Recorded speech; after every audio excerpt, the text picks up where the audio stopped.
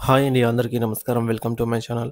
ఈ వీడియోలో ఏపీ ప్రభుత్వ ఉద్యోగులకు మరియు పెన్షనర్లకు మార్చి నెల జీతాలు, పెన్షన్లు జమ అయ్యే తాజా సమాచారాన్ని తెలుసుకుందాము.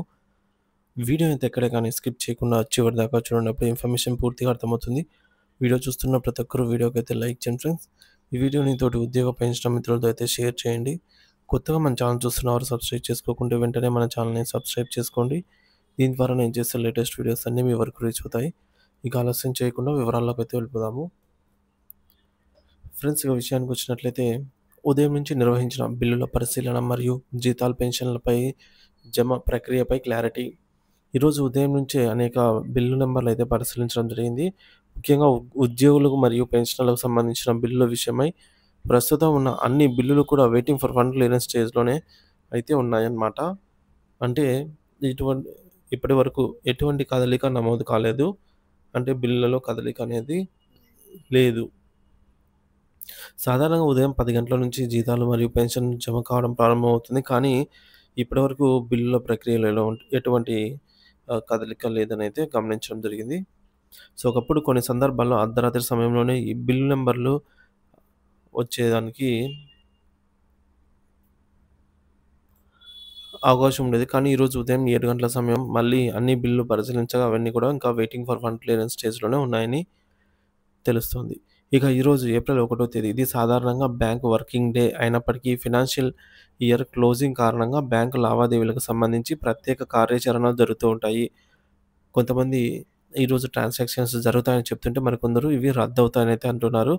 సో, అందువల్ల దీనిపై స్పష్టత రావడానికి సంబంధిత అధికారులు లేదా బ్యాంకు ఉద్యోగుల స్పష్టమైన సమాచారం అవసరము.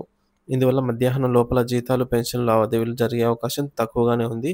ఒకవేళ 10 గంటల తర్వాత ఏమైనా బిల్లులో కదలిక వచ్చినట్లయితే సో, జీతాలు, పెన్షన్లు జమ అయ్యే అవకాశం ఉంటుంది.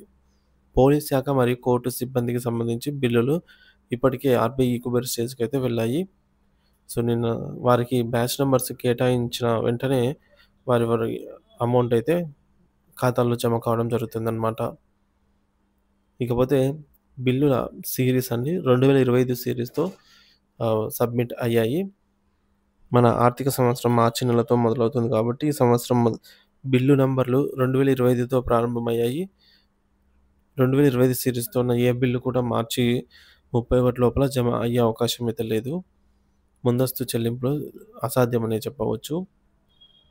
సో, ఇక మన మిత్రులు ఒకరు కామెంట్ చేశారు. I worked in state government for 40 years, retired 6 years back. I never received my salary or pension on 1 April అని అయితే అంటున్నారు. అంటే ఏప్రిల్ 1న జమ కావు. ఎందుకంటే ఏప్రిల్ 1 తేదీన ఆర్‌టీజీఎస్, నిఫ్ట్ సేవలు పనిచేయవు కాబట్టి ఆ రోజు జీతాలు జమ అయ్యే అవకాశం లేదు. సో, ఈరోజు జీతాలు, పెన్షన్లు జమ అయ్యే అవకాశం అయితే లేదండి. అలాగే ఈరోజు ఆర్‌బీఐ నుంచి బాండ్ల వేలం ద్వారా ఏపీకి 4,548 కోట్ల రూపాయలకైతే ఇంటెంట్ పెట్టింది. ఈ అమౌంట్ కూడా మనకు రేపే రావటం జరుగుతుంది. సో, సీఎఫ్ఎంఎస్‌లో మార్పులు కొత్త బడ్జెట్‌కు అనుగుణంగా సీఎఫ్ఎంఎస్‌ను సిద్ధం చేయాల్సి ఉంటుంది. దీనికి కొంత సమయం పడుతుంది కాబట్టి ఈ నెల జీతాలు ఏప్రిల్ 2వ తేదీన అంటే రేపటి రోజున జమ అయ్యే అవకాశం ఉంది. సో, జీతాల బిల్లుల స్టేటస్ అయితే మీరు చెక్ చేసుకోవచ్చు. సో, ఇది ఫ్రెండ్స్ ఇప్పటివరకున్న తాజా సమాచారము.